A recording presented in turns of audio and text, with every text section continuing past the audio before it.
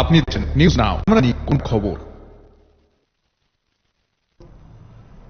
আগামী 29 আগস্ট জাতীয় ক্রীড়া দিবস উপলক্ষে 3 দিন ব্যাপী অনুষ্ঠিতব্য কর্মসূচির ঘোষণা দিলেন ক্রীড়ামন্ত্রী টিঙ্কু রায়। আগামী 29, 30 এবং 31 আগস্ট জেলা মহকুমা পর্যায়ে অনুষ্ঠিত হবে ক্রীড়া প্রতিযোগিতা। রাজ্যভিত্তিক প্রতিযোগিতা অনুষ্ঠিত হবে আগরতলার বাদারঘাট স্টেডিয়ামে। এতে উপস্থিত থাকবেন মুখ্যমন্ত্রী ডক্টর মানিক সাহা। প্রতিযোগিতায় মুখ্যমন্ত্রী ক্রীড়া প্রতিভা প্রকল্পে প্রদান করা হবে নগদ রাশি। বৃহস্পতিবার সাংবাদিক সম্মেলন করে একথা জানিয়েছেন ক্রীড়ামন্ত্রী টিঙ্কু রায়।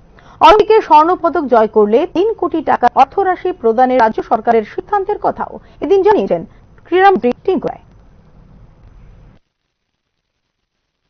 মুখ্যমন্ত্রী ক্রীড়া প্রতিভা অন্বেষণ প্রকল্পের মাধ্যমে এই অনুষ্ঠানে রাজ্য প্রতিভা খেলোয়াড়দের বিভিন্ন অর্থরাশি প্রদান হয়ে থাকে। আপনারা জানেন আমরা এই নতুন স্কিমটা শুরু করেছিলাম।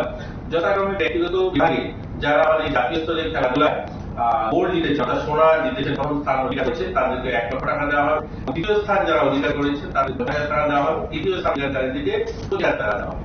দলগত ভাবেও যারা অংশগ্রহণ করেছেন চ্যাম্পিয়ন সদস্যকে 50,000 টাকা দেওয়া হবে এবং দ্বিতীয় স্থান অধিকারী যারা দলগত ভাবে অনুষ্ঠানে ভাগ নিয়েছিলেন তাদের 20,000 টাকা দেওয়া হবে।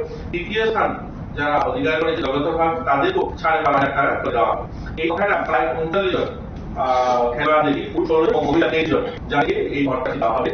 এবং এটাও আমাদের ভবিষ্যৎ পরিকল্পনা রয়েছে। আমরা যারা অলিম্পিক মেডেল জিতবে এরকম যারা আমাদের রাজ্য থেকে যারা পার্টিসিপেট করার সুযোগ পায় যদি, তাহলে আমরা মেডেল জিতলে প্রথম স্থান অধিকার 3 কোটি টাকা, সিলভার 2 কোটি টাকা, ব্রোঞ্জ 1 কোটি টাকা, এরকম আমাদের পরিকল্পনা রয়েছে। এশিয়ান গেমসের জন্য রয়েছে একটা বড় অ্যামাউন্ট আমরা দেওয়ার পরিকল্পনা রয়েছে। যারা ব্রোঞ্জ জিতবে তাদেরকে 75 লক্ষ টাকা, যারা সিলভার জিতবে 35 লক্ষ টাকা এবং 15 লক্ষ টাকা এই স্থান অধিকারীদের জন্য আমাদের পরিকল্পনা আছে। আমরা চাই আমাদের রাজ্যের ছেলেমেয়েরা খেলাধুলায় এগিয়ে যাক এবং